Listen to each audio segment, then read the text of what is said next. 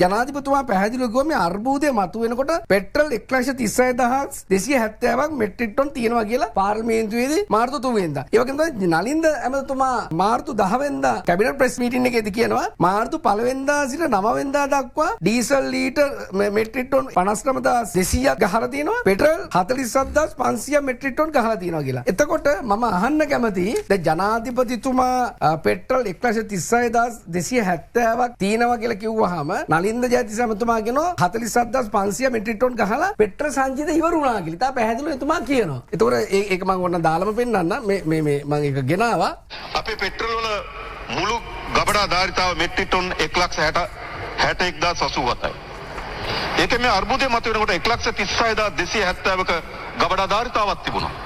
දවසකට diesel metric ton 4,000ක් විතර තමයි පරිභෝජනය තිබුණේ. පෙට්‍රල් මෙට්‍රික් ටන් 4,000කට වඩා අඩුවෙන්. මාර්තු 1 වෙනිදා ඉඳලා මාර්තු 9 දක්වා අපේ ඩීසල් පරිභෝජනය මෙට්‍රික් ටන් 59,200යි. පෙට්‍රල් පරිභෝජනය මෙට්‍රික් ටන් 47,500යි. ඒතර මේ පරිභෝජනයේ විසින් ඇත්තටම සිදු වුණු දේ තමයි අපේ සංචිතවල තිබුණු තෙල් සම්පූර්ණ වශයෙන්ම අවසන් වුණා. අලුතෙන් තෙල් ගේන්න සිද්ධ වුණා. තෙල්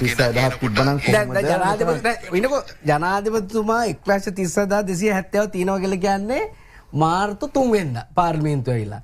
එතකොට නලින්ද ඇමතුමා 10 වෙනිදා මාර්තු 10 වෙනිදා කියනවා 1 වෙනිදා ඉඳන් 9 වෙනිදා වෙනකන් මිනිස්සු පැනික් බයි මේ මිනිස්සු බය වෙලා පෙට්‍රල් ගැහුවා. එතකොට පෙට්‍රල් සංචිත ඉවර වුණා 47,500 මෙට්‍රික් ටන් ඉවර වුණා කියලා. ඒතකොට දැන් ජනාධිපතිතුමා 3 වෙනිදා කියනකොට එතුමාට කවුරු හරි තෙල් සංස්ථාවේ අර හොරට 2022 දී අර පන්නපු බවුසර් පන්නපු අර ගෙන්න වාර්තාවේදී ඒ හොරු ටිකමනේ දැන් ඔය ලොක්කො ටික ඉන්නේ. දැන් ඒගොල්ලෝ දීපු තොරතුරු අනුවනේ මේ ජනාධිපතිතුමා කතරේ ජනාධිපතිතුමා අතර පව්